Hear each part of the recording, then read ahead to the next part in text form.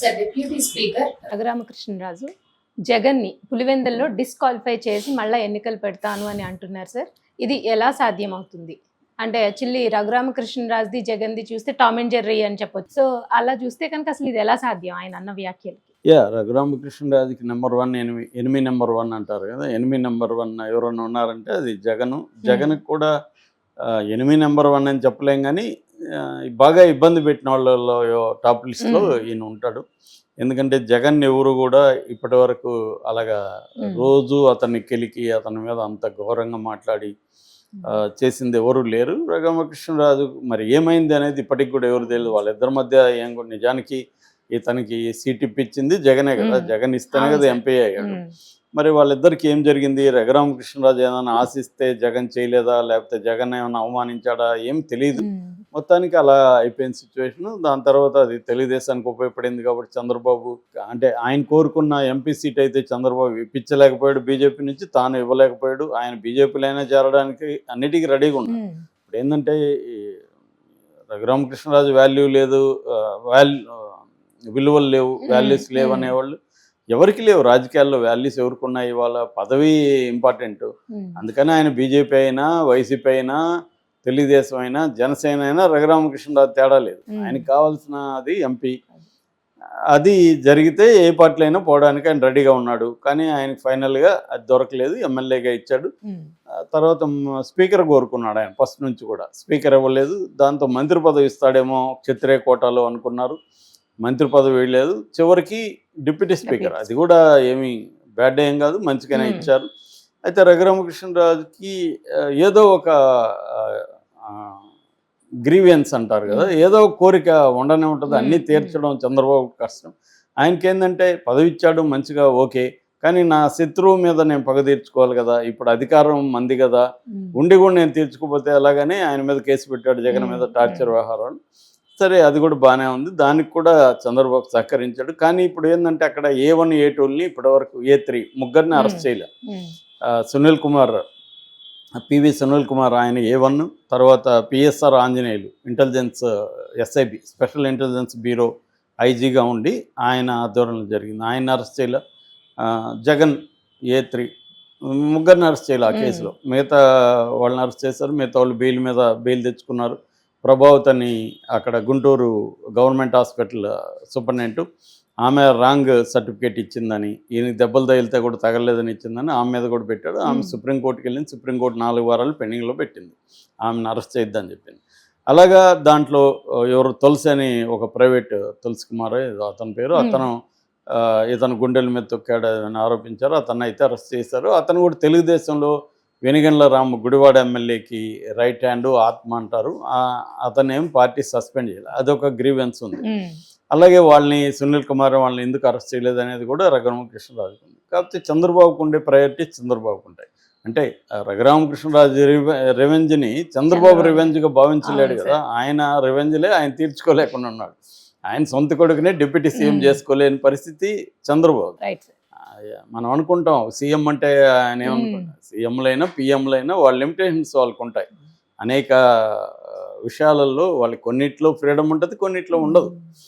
మోడీ ఇప్పుడు ట్రంప్తో పెట్టుకున్నప్పుడు మోడీకి ఫ్రీడమ్ ఉండదు. మొన్న పంపించాడు, దాన్ని ఏమంటారు డంపింగ్ అంటాం, సైనిక విమానంలో 200-300 మందిని ఒకే టాయిలెట్ ఉంది, తీసుకొచ్చి ఇక్కడ పడేశారు. ఒక పశువుల్లాగా మనం బర్రెల్ని వ్యాన్లో తీసుకెళ్ళి దించినట్టు దించారు. మోడీ ఏమన్నా చేయడానికి ఉందా? మూసుకొని ఉన్నాడు. ఆయనే కదా చాలామంది, చైనా ఏం చేస్తుంది, మెక్సికో, కెనడాలే సరెండర్ అయిపోయినాయి ట్రంప్కి. అలాగా ఒక్కోసారి చిన్నగెత్తు పెద్ద గీతలాగా మనం వేరే వాళ్ళ దగ్గర మనం పెద్ద రౌడీలాగా ఉండొచ్చు, ఇంకోటి దగ్గర ఉండాల్సి వస్తుంది. సో కాబట్టి చంద్రబాబు కూడా ఇవన్నీ ఆలోచించుకొని కొంత మెల్లగా మూవ్ అవుతున్నాడు. కానీ ఇప్పుడు ఈయనకి వేరే ఒక ఆప్షన్ కనబడింది రఘురామకృష్ణ, జగన్ మీద ప్రతీకారం తీసు. అదేంటంటే జగన్ అసెంబ్లీకి రావడం లేదు కాబట్టి, జగన్ కానీ నెక్స్ట్ ఇప్పుడు రాకపోతే జగన్ని నేను డిస్క్వాలిఫై చేసేస్తా, ఎమ్మెల్యేగా చేసేసి పులివెందుల్లో ఎన్నికలు పెడతా అంటున్నాడు. ఒకవేళ వరస్ట్ అంటే ఎన్నికలు పెడితే ఏమవుతుంది? జగన్ గెలుస్తాడు ఖచ్చితంగా. కాకపోతే మెజార్టీ దొరుకుతుందా లేదనే అది కూడా మంచిదే. రేపొద్దున జగన్కి అక్కడ మెజార్టీ వచ్చిందనుకో, అది మళ్ళీ చంద్రబాబుకి ఇబ్బంది. కాబట్టి చంద్రబాబు దీన్ని ఒప్పుకుంటాడా? నాకు తెలిసి ఒప్పుకోడు. ఎందుకంటే చంద్రబాబుకి ఇప్పుడు పులివెందుల్లో ఎన్నికలు పెట్టి జగన్ డిస్క్వాలిఫై చేసి చేయడం వల్ల చంద్రబాబుకి వచ్చే మైలేజ్ ఏముంది? అదే ఆయనకైతే అది ఆనందం కావచ్చు. నేను వదలట్లేదు, నేను పదవిలో ఉన్నా లేకపోయినా నిన్ను ఇబ్బంది పెడుతున్నానని రఘురామకృష్ణరాజుకి అది గేమ్ లాగా సరదాగా ఉండొచ్చు. కానీ చంద్రబాబుకు ఉండదు కదా. నేను ఇందాక చెప్పినట్టు ఆయన రివెంజ్ని చంద్రబాబు తన రివెంజ్గా ఎందుకు భావిస్తాడు? తన రివెంజ్నే తను తీర్చుకోలేని పరిస్థితిలో ఉన్నాడని చెప్పాను కదా. కాబట్టి చంద్రబాబు ఇది చేస్తాడని నేనైతే అనుకోవట్లేదు. కానీ దీని మీద చర్చ జరుగుతుంది, పాజిబుల్లా కాదా అని. పాజిబుల్లా కాదనే దానికి కూడా ఏకాభిప్రాయం లేదు కాన్స్టిట్యూషనల్ ఎక్స్పర్ట్లో దీని పట్ల. ఎందుకంటే జగన్ ఎందుకు అసెంబ్లీకి వెళ్ళలేదు అనేది జగన్ వైపు నుంచి ఏం చెప్తున్నాడంటే, మేము అసెంబ్లీకి వెళ్తే మమ్మల్ని 11 మందే ఉన్నాం కాబట్టి అవమానిస్తారు, నాకు మైక్ ఇయ్యడు, మైక్ ఇచ్చినప్పుడు నేను అందరు ఎమ్మెల్యేలకి ఇచ్చినట్టే ఇస్తారు, దాంతో నేను సమస్యలను చెప్పలేను కాబట్టి నేను ఎందుకు పోయి అవమానాలకు గురి బయటకు రావాలి, అదేదో నేను ప్రజల్లో ఉంటూ ప్రజా ఉద్యమాలు చేస్తాను అనేది జగన్ వెర్షన్. మామూలుగా ఏంటంటే లాజికల్గా కరెక్టే కదా చంద్రబాబు కూడా గతంలో ఇదే కదా చేశాడు, అవమానాలు జరుగుతున్నాయి, చంద్రబాబు కూడా ఒక ప్రతిజ్ఞ చేసి నేను సీఎంగానే అడుగు పెడతా అసెంబ్లీని వెళ్ళిపోయాడు. అంతకుముందు జగన్ కూడా అదే చేశాడు, జగన్ అసెంబ్లీని బాయ్కట్ చేసి పాదయాత్రకు వెళ్ళిపోయాడు. ఇప్పుడు కూడా జగన్ చేయడం తప్పేం కాదు కదా అన్నది చాలామందికి అనిపిస్తుంది. దాంతో జగన్ ఏం చేస్తున్నాడు, అసెంబ్లీలో ప్రతిపక్ష హోదా కావాలని కోర్టుకి కూడా వెళ్ళాడు, కోర్టులో పెండింగ్ ఉంది. ఇట్లాంటి కాంటెక్స్ట్లో వీళ్ళు చెప్పేది ఏమంటే 10% కూడా సీట్లు తెచ్చుకోలేని జగన్ ప్రతిపక్ష హోదా ఎలా ఇస్తాము అనేది వీళ్ళు చెప్పేది. అలాంటి ఇచ్చిన సందర్భాలు ఉన్నాయి గతంలో. ఢిల్లీలో ఫర్ ఎగ్జాంపుల్ బీజేపీకి ప్రతిపక్ష హోదా అసెంబ్లీలో ఇచ్చారు, వాళ్ళకి అప్పుడు కూడా 10% కూడా లేదు, 8 సీట్లు ఎంతో వచ్చాయి, ఇచ్చారు అక్కడ. సో అలాగా కొన్ని చోట్ల ఇచ్చిన సందర్భాలు లేవని కాదు, ఉన్నాయి. కానీ అది రాజ్యాంగ ప్రకారం ఇవ్వాలా లేదా అనేది కోర్టు తేలాలి కాబట్టి మనం చెప్పలేం.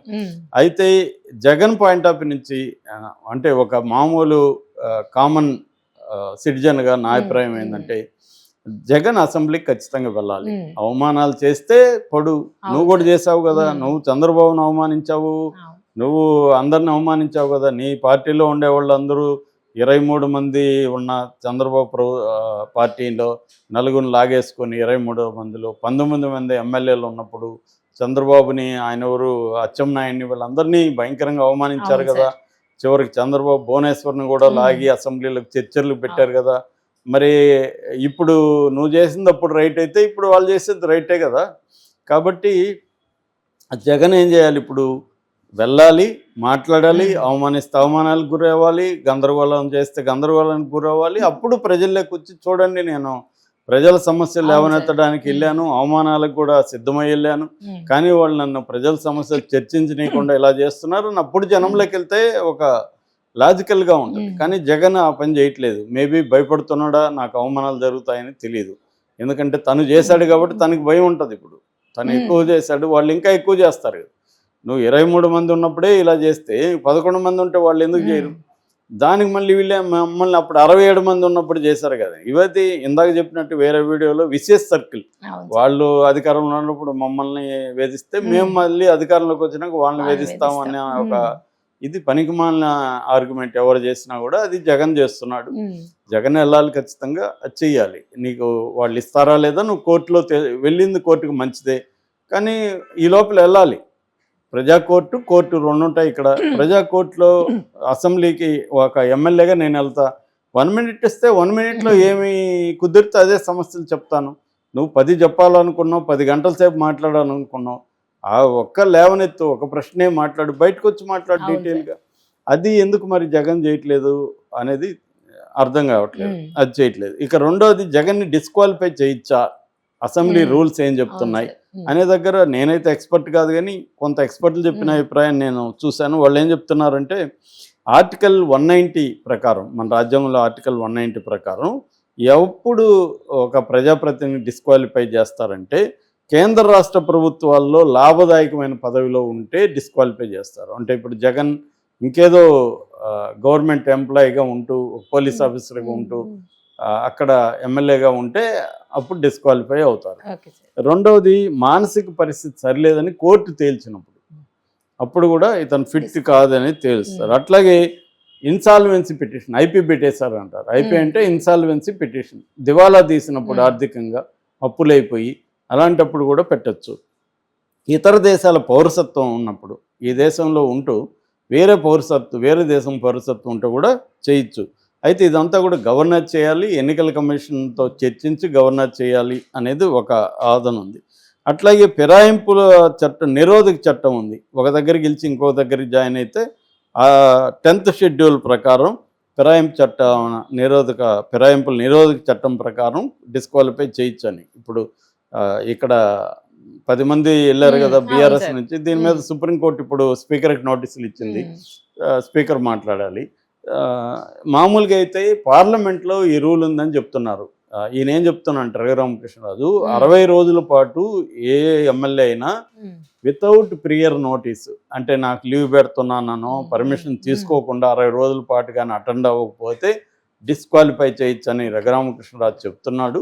కానీ అది పార్లమెంట్కి మాత్రమే అప్లై అవుతుంది తప్ప అసెంబ్లీలకి అప్లై కాదు. ఈయన పార్లమెంట్లో ఉన్నాడు కాబట్టి ఎంపీగా అదే ఇక్కడ అవుతుందని ఆయన నమ్ముతున్నట్టున్నాడు.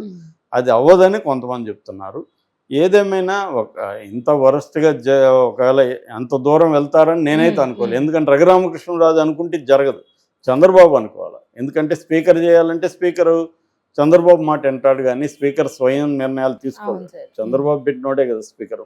కాబట్టి అయ్యన్న పాత్రుడు చంద్రబాబు ధిక్కరించి అయితే నిర్ణయం తీసుకోడు. చంద్రబాబు జగన్ని డిస్క్వాలిఫై చేసి ఎన్నికలు పెట్టే జోలికి వెళ్ళడని నేను అనుకుంటున్నాను. ఒకవేళ వెళ్తే జగన్కే మంచిదని కూడా నేను అనుకుంటున్నాను. జగన్కి ఇంకొక అవకాశం ప్రూవ్ చేసి ఇవ్వడానికి, చూడు ప్రజా వ్యతిరేకత వచ్చింది, నాకు బంపర్ మెజార్టీ వచ్చిందని కూడా జగన్ రేపు చెప్పుకునే అవకాశం ఉంది. జగన్కి ఇప్పుడు ఇది ఒక ఛాన్స్. ఈ ప్రభుత్వం ఇప్పటి వరకు పథకాలను అమలు చేయలేదు, ఈ నేను ఉంటే ఎంతంతో వచ్చిండేది, ఇవన్నీ రేపు అక్కడ మాట్లాడతాడుగా.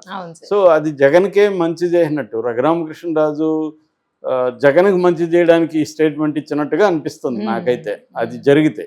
Thank you sir.